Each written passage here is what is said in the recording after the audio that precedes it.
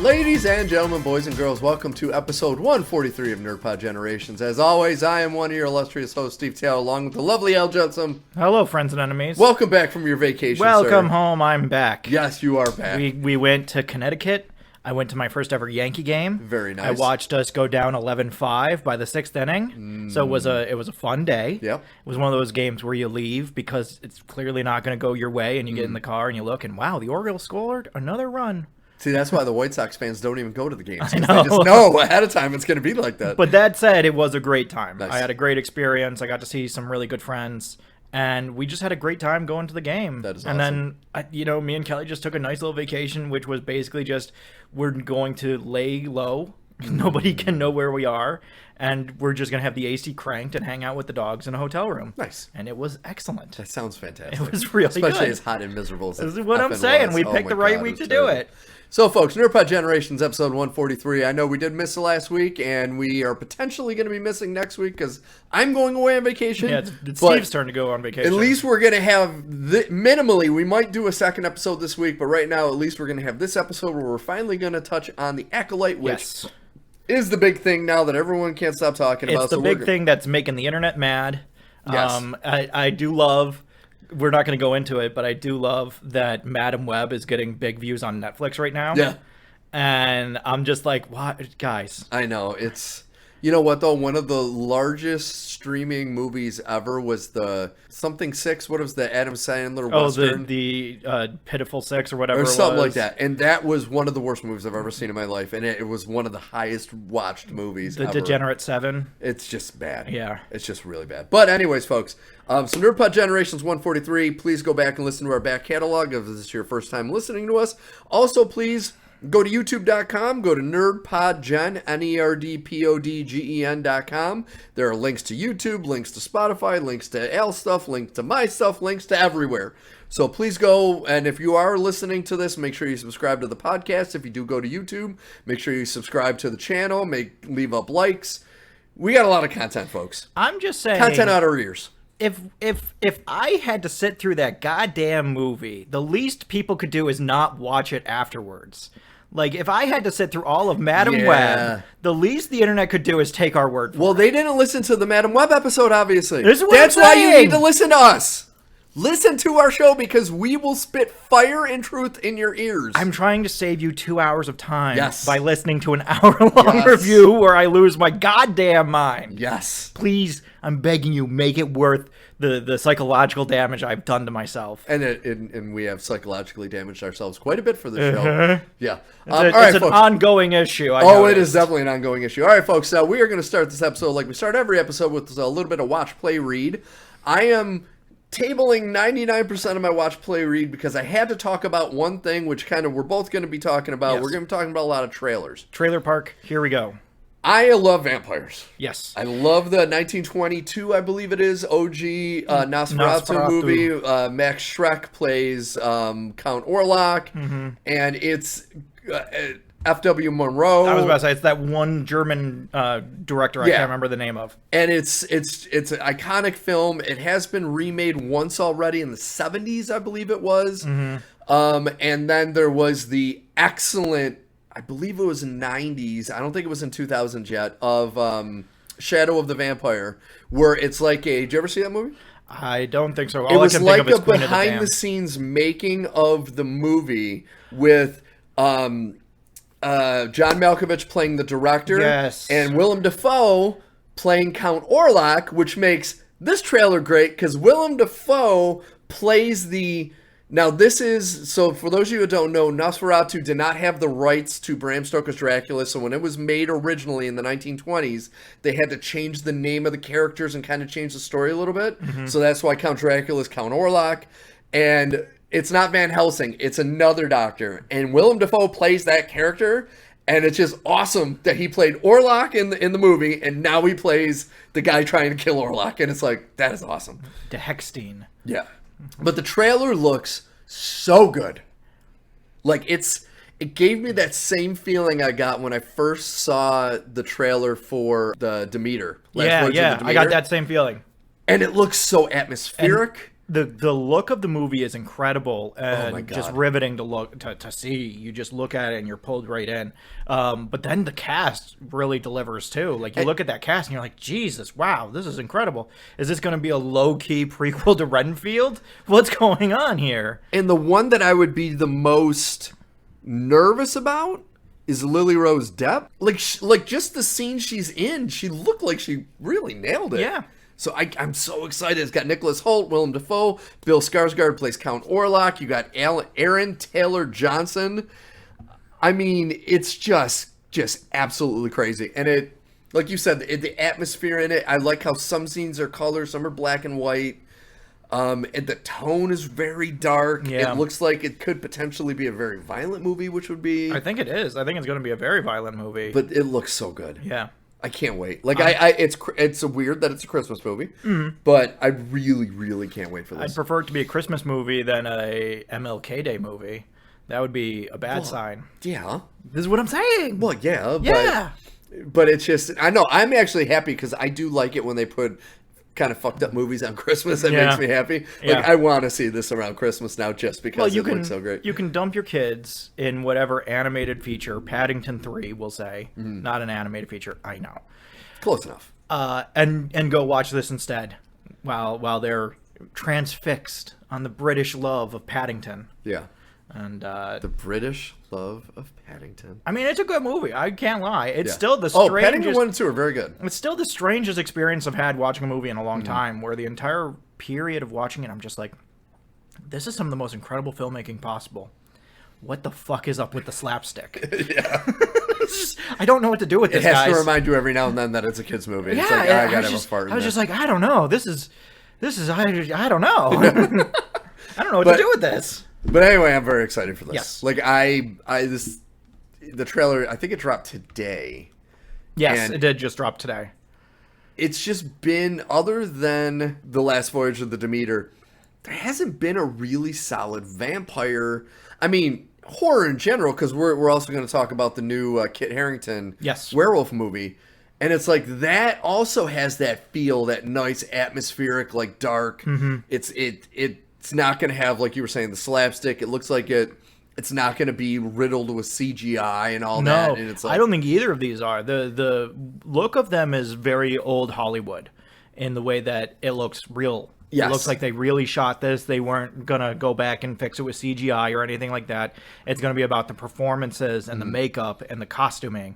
Those are the things that are going to carry the day. It's not going to be a Marvel thing where they fix it in post by adding a ton of CGI. That's or true. Pixar thing where they add a lot of lines of dialogue from characters that are just off screen. And they both did give me the vibe of, like, the reason why I loved the Batman so much. It was a superhero movie, but it kind of didn't feel like it. It felt more grounded. It felt like a version of Seven, but with Batman. Yes. Yes, exactly. Thank you for that. And that's exactly it. And then these two movies, they're like, okay, so they're monster movies. You have a werewolf, you got Dracula. It's in that universe, but it also doesn't feel like what we've been getting for those type of movies. Yeah, and especially werewolf. Like, we'll talk about the werewolf one in a second. Yeah. Well, it's just so weird ever since Twilight. I guess really ever since Anne Rice, but I'm going to blame Twilight. It feels like there has been this back and forth pull. Yeah. I guess Anne Rice is more to blame because then you have the pendulum swinging in the other way with Underworld, and then it swings back with Twilight, and then it swings back again. And it's just, I'm curious to see an actual depiction of these things. Because, like, for every Demeter you have a Renfield. Where it's like, is this a comedy? This is a very dark comedy. If it's a comedy, is this a dramedy? What tone are we looking for here? This is somewhere between horror and comedy. I don't know what to do with it. Yeah. None of it is to be taken seriously. I still can't get over the end of Renfield. I was just like, Oh, that was just weird. I don't know what to do with this. Yeah, I don't know what am I do supposed there. to do with this now? But it's, to me, like, I love, and you're right about the whole Twilight thing, and even Underworld and most vampire, now it's like, if you have a vampire, there's got to be sex. And it's got to be sexy. It's like, I love 30 Days of Night, because it's like, they're just monsters. I mean, the sex has always been a thing with vampires. It has, but it's like, it's been cranked to 11. Oh, yeah. Like, Interview with a Vampire, it changed the game. But Yeah. but let's not think that Bram Stoker's Dracula did not have its own amount of sex. That did, but like I think it started with that. To be honest with you, the Bram Stoker's Dracula. With the Keanu Reeves, Winona Yes, Ryder. that one. Because you're right. That is the one where they really cranked up like the sexuality of it. There's a three-way in the beginning of that movie. Yes, there is. And then it goes on from there, and then you have True Blood, which is just nothing but naked people fucking. And you got even Underworld was just screwing. And it became about people having sex. Yeah, and it's like, man, I just want to see a monster. Yeah. You know what I mean? And it's like, even in this one, yeah, Orlok is going to have sexual feelings towards, but by the look and tone of this, it's gonna be more like what the OG Dracula was with Bela Lugosi, where even though he did have like love and a sexual urge for Mina, you don't really see it. It's in like insinuated, It's heavily implied. and you're like, okay, but it's more of, okay, this guy's a fucking monster. And that was before, if I'm not mistaken, that was before the Hays Code went into effect. Yeah. So that was pre-code. So they could have been raunchy with it. They just weren't. They weren't. And I you know, to this day, I can't off the top of my head think of his name, but the guy that played Renfield was so fucking creepy, and I love It's the eyes. the eyes and the fingernails. when do he's a lot of crawling lifting. towards the woman on the floor. Oh my god, Yeah. that is a terrifying thing. Yeah. But anyway, cannot wait for this. Merry Christmas, vampires, love it. Yes. So let's talk about the werewolf movie. Let's talk about Beast Within. Beast Within. Thank you. So the Beast Within stars Kit Harington Yes. and Bobby D, who's still doing some work. Very interesting. I honestly wasn't sure if he had retired at this point. You hear Jack Nicholson retires, and you're like, okay, so anybody older than Jack Nicholson must have also retired. Yeah. No. No. Stars Kit Harington, Ashley Cummings. James Cosmo. Which, Oh, it's not. That's why it's not Bobby D. It's James Cosmo. yeah, James Cosmo. Doing an incredible Bobby D impersonation. He looks like Robert Duvall. I swear to God.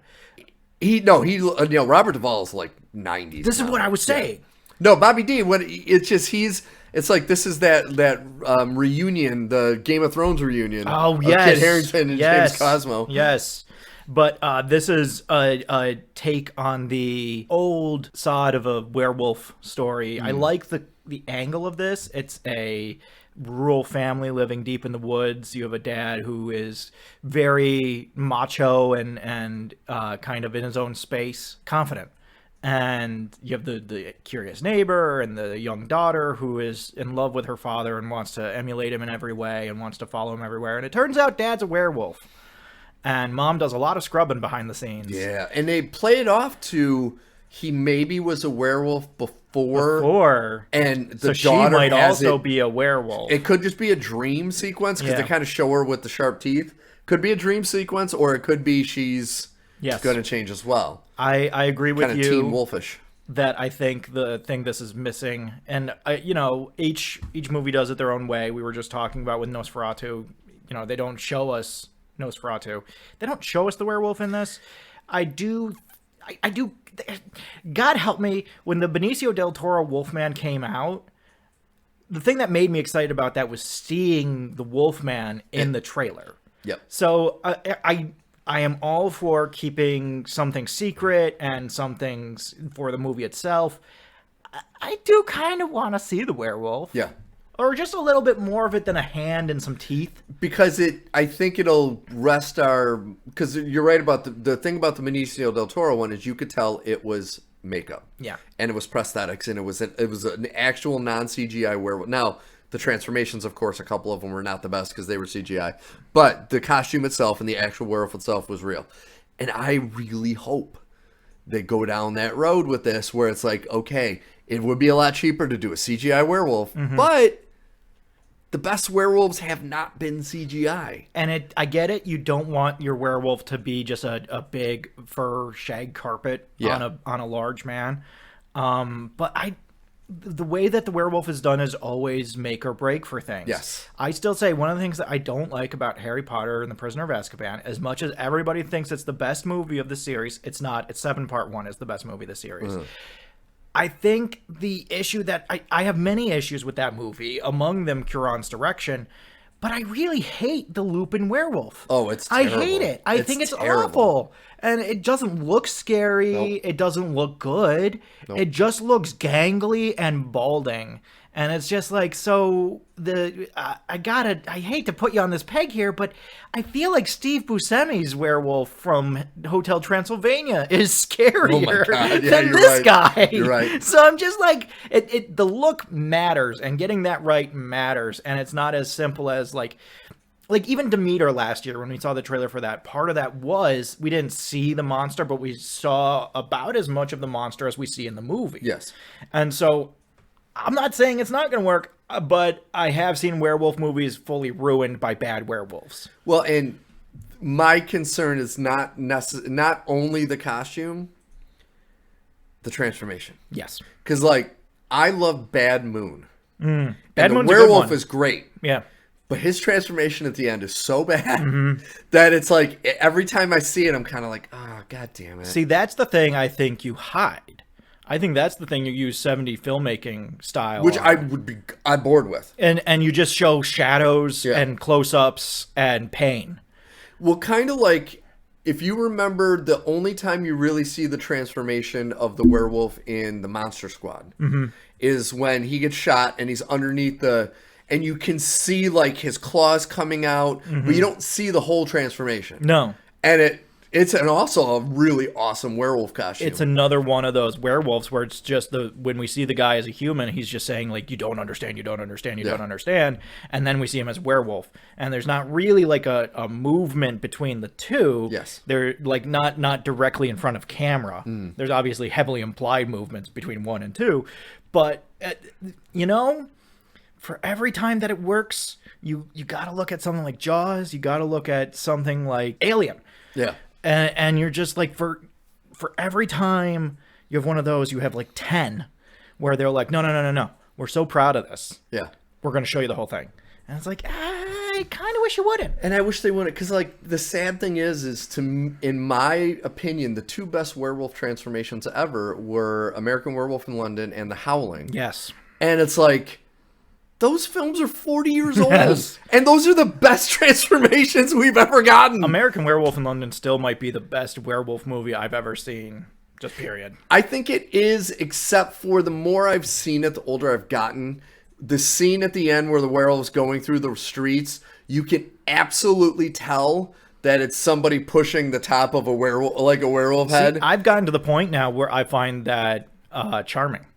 Like, I love good puppet work. Yeah. And I can see. Yeah, I mean, yeah, it's. I mean, fun. Like I'm of the very low minority of people that are like, so wait, one of the few things that was good about Phantom Menace, the actual puppet Yoda, you got rid of that and put in a CGI Yoda. Why did you do that? Yeah, and then the only thing that's good about Last Jedi is that Puppet Yoda comes back. Puppet Yoda comes back. Yes. To break Force rules again. Yeah. Because fuck you and your Force rules. Force has no rules. It has In no fact, rules. it has no name. Guess what, guys? It doesn't have a name anymore. We're gonna get into that. We're gonna get into that. I mean, honestly, probably the third best werewolf transformation was Michael Jackson in Thriller. It's a good one. it's like, no lie, it's a good one. It's like, dude, when you got those three and they're 40 to 50 years apart, it's like, come on, dude. You can do it. You can do it, but fingers crossed, man. Don't do it the wrong way. Don't try and show off. Do it with confidence, but also with a level of humility and knowing what's come before you. Yes. Which is to say, learn from previous people's mistakes. Yes. So we had that. I did want to touch on the Penguin trailer because I think that looks intense. Dude. We haven't had a Batman TV series like this in a while. I don't think we've had a superhero TV series like this to where it's not like The Boys, which I'll talk about next show, where it's just like, hey, we got to be super violent or we got to be goofy. This is like a crime show that just happens to have... This looks like a HBO, The Wire era, like just Baltimore crime, but it's Gotham. But now here's the thing, I do have a question on this, though. Yes. So this takes place after the end of the Batman. Yes. You can't have the show without having Batman in it, too. That's a good question. That's the thing I'm wondering. Yeah. Because it's like, how can you have this show where he's taking over the crime in Gotham and you don't have Batman in it? Well, the way Gotham did it was to make Batman a child. They don't. But we know we can't do that. Yeah. He's in the we know he's there. We know where he is. We know what his current stockage is on gear. and capability. Yeah. How good a detective is he at this point in his career? I always hate it going back, and I watched Long Halloween recently, and I always find it so frustrating whenever I hear Batman say, I didn't think I was going to have to be a good detective. What the fuck? You're the world's greatest fucking What detective. the fuck are you talking about? Anyway, I am curious about that Yeah. because it again, it looks like it's going to be a good ride where it kind of has that panache of a mid 2010s superhero thing when we started experimenting with genre, where it's like it's a superhero thing, but it's really this kind of movie with superhero toppings on it. And so I'm curious how they do it. But that being said, it is a Penguin movie or show, so it does have to have some kind of superhero element to it. Yes. Even if it's just like the protege that he takes on as like a character that you wouldn't know and you have to look up and you're like, oh, I didn't know that was Matter Eater Lad. You know, like, give me something. You got to give me something. You can't call it the Penguin and walk away. This would kind of be a good time for like a Nightwing or something like that. Dick Grayson showing up? Dick Grayson, do something, but you're right. And it's like, my biggest question after watching this is, we know it takes place right after the end because they city is still talk flooded. about it. It's still flooded. When does because they're making the Batman 2, which obviously by the poster they put out, it has Scarecrow is going to be the villain. But it's like, when does that take place? And how close is it to this? Is this a branch between the two movies? Like, I want to know more about that because it does look fantastic. It looks good. It reminds me a lot of like Daredevil on Netflix. Yes, and that's a very good analogy. But again, if we're following that line, capes and cowls are essential. Yes. So what are we doing? I got to see that part too. Similar to the werewolf conversation we just had, I got to see the cape and cowl part of it too. Yes. You can't sell me this bill of goods, what I might start referring to as a Wookiee Jedi. You can't sell me a Wookiee Jedi and then try and sneak all this pork barrel spending on the side of it like I'm not going to notice. And, I mean, no offense to Robert Patterson, but if you got Colin Farrell doing a TV show and Clancy Brown and all these big names, he could do a couple episodes. He could do an episode. He could do a couple little pop-ins just so you're like, okay, so Batman is fucking alive during this. Well, and what I would find really interesting is if we don't see Batman until the end. And so we see him at the end of his investigation. And he's already figured out everything. So maybe we see like a cape in the background every once in a while or something. Cool. But we don't see Batman until he gets to the point where he's ready to spring his trap and get the Penguin off the streets or whatever. I think that'd be really, really interesting. That would be really cool. Yeah. And, you got to pepper in, like, you got to have what's-his-face, who was Commissioner Gordon. I didn't check and see who what's-his-face from... Oh, is that Jeffrey Wright? Jeffrey Wright, thank you. It is Jeffrey Wright, okay. But I don't see him on the cast list. And it's like, okay, how can you have crime in Gotham City and you don't have Commissioner Gordon? It's like, I'm hoping he's in it and they just are like going to surprise you. But like, these are a couple big questions. It's like, how can you have Gotham and show crime in Gotham without Jeffrey Wright as Commissioner Gordon or Robert Pattinson as fucking Batman? Let's not forget Gotham, the original Gotham, where that was the big issue that everybody had with it. Was, the writing's pretty good and the acting is pretty good and it's full of a lot of unknowns that are really holding their own and some very, very niche characters like Professor Pig. Who knew Professor Pig was going to be in the show? Weird. But I come to this shit for Batman. Yeah. And if Batman's not here, then everything else has to be 10 times better to hold my interest. Yes. And I think it's also very telling. Some of the best Batman stories. I also watched Batman Year One. Oh, nice. Great. Some of the best movie. Batman stories are revolving around Commissioner Gordon. He is not only in the movie, he is an essential element. The Killing Joke, for Christ's sake. This is what I'm saying. So if you don't have Gordon, you're missing a not insubstantial portion of what makes the movie good. Yes. So it's not that I have doubts. I haven't seen enough to have doubts, but I also haven't seen enough for me to give you a full pass. You can't just go into the bank and spend all of my nerd money. I agree. So we're going to see. So fingers crossed on that. While we're on Capes and Cowls, I do want to talk about the animated Watchmen. Yes. That is coming out. Yes. That looks intense, but fun. So this is the only thing I'm hoping for is I know they're going to be aiming for, supposedly it's going to be almost like a 1-to-1 with the comic book. That's what it really looks like. That's what it looks like. The only Zack Snyder movie I like is the director's cut of The Watchmen. And to me, I really hope that it I don't know. Like, I don't know if I need this animated series. I'm deeply curious because I am curious. I like DC animated features. Yes. This is clearly in that milieu. Yes. I have been wanting to see someone adapt the actual Watchmen story instead of the version that Zack Snyder gives us. Yes.